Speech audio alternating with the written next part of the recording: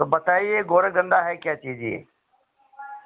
देखो, जैसा कि नाम से ही अपने को मालूम पड़ रहा है, गोरख धंधा जी ये एक लोकोक्ति या मुहावरा है जी। आध्यात्मिक जगत में, एक मुहावरा है गोरख धंधा। अब जैसे मान लो कोई इसको आप अपनी उदाहरण से लेते हैं, जैसे कोई व्यक्ति समाज के अंदर कोई गलत काम करता है, हाँ जी, या समाज के विपरीत काम करता है, या परिवार के विपरीत काम करता है, तो हम लोग बोलते हैं क्या गोरख धंधा कर रहा है रे। मतलब गलत काम करने वाले व्यक्ति को ही गोरख धंधा कहते हैं। अच्छा, ये एक मुहावरा है। मतलब अच्छा, मतलब सही काम न करके और गलत काम करने वाले व्यक्ति को उसको कहते हैं भाई तू क्या कर रहा है, भाई गोरख धंधा कर रहा है ये। तो ये एक लोकोक्ति या मुहावरा है आध्यात्मिक जगत में। अब गोरख धंधा जो नाम पड़ा, हाँ, वो गोरखनाथ जी के नाम से पड़ा है। हाँ, है ना। हाँ, यानी एक गोरखनाथ जी और कबीर साहब जी के बीच में ज्ञान का संवाद हुआ था। हाँ जी। देखो, ज्ञान का संवाद दो विपरीत ज्ञान वाले व्यक्तियों के साथ किया जाता है। हाँ जी। जैसा मेरा ज्ञान अलग है, आपका ज्ञान अलग होगा। हाँ जी। तो हम दोनों चर्चा करेंगे कि भाई मेरा ज्ञान तो यहाँ तक है, आपका ज्ञान यहाँ तक है। हाँ ठीक है साहब।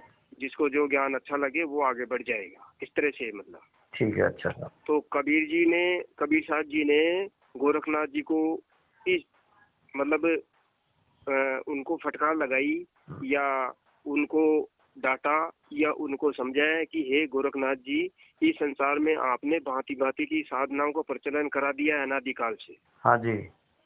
यानी अनादिकाल से ही ये नाथ निरंजन की साधनाएं चल रही है पहले से। हाँ जी। तो गोरखनाथ जी ने भी उन साधनाओं का संपादन किया। हाँ जी, अपने गुरु शिष्य परंपरा में। ठीक है जी। तो उन गुरु शिष्य परंपरा के अंदर जो प्रचलित जितने भी साधना है, हाँ जी, जैसे 5 मुद्राओं को साधना, हाँ, सोम का जाप करना, हाँ, ओम का जाप करना, हाँ, त्रिकुटी में किसी चीज को देख करके दृष्टा बनना, हाँ जी, इस तरह की जो साधना है, ज्योति स्वरूप को देखना, हाँ जी, ये सब साधनाएं वेदों पुराणों में भरपूर रूप से मतलब भरपूर है। उन साधनों को ही प्रतिपादन, हाँ, ये अपने गोरखनाथ जी ने किया। हाँ जी, वाह वाह। अब कबीर है ना, तो कबीर साहब जी के ज्ञान के अनुसार, हाँ जी, कबीर साहब जी के ज्ञान के अनुसार ये जो साधनाएं हैं, ये शारीरिक साधनाएं हैं, हाँ, क्रियाएं हैं, इंद्रियों का ज्ञान है, हाँ जी, है ना। और कबीर साहब जी को जो ज्ञान है वो आत्म ज्ञान का है। आत्म ज्ञान इंद्रियों से परे का ज्ञान है। जी सही बात है। कहने का मतलब तात्पर्य भजन में भी आता है ना, आत्म ज्ञान बिना नर भटके।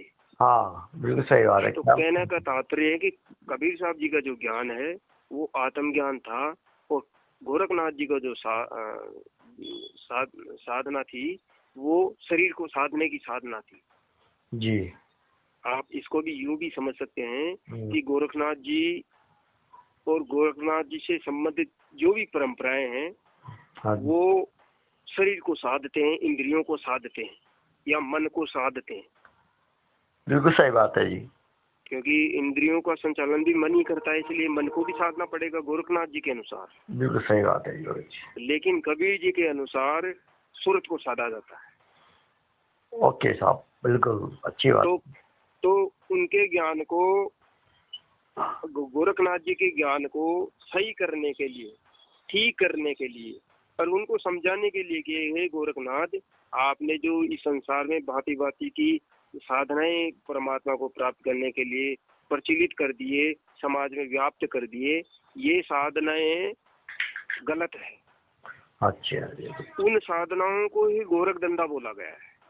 वाह, बहुत अच्छी बात। यानी गोरखनाथ जी के द्वारा प्रचलित जितनी भी साधनाएं हैं, उन साधनाओं को कबीर साहब जी ने गोरख धंधा बोला है आध्यात्मिक जगत में। बिल्कुल सही बात है ना। तो गोरखनाथ क्यों बोला है? क्योंकि वो साधनाएं आत्मज्ञान के लिए प्रयुक्त नहीं है, ठीक नहीं है। क्यों नहीं है? क्योंकि आत्मज्ञान और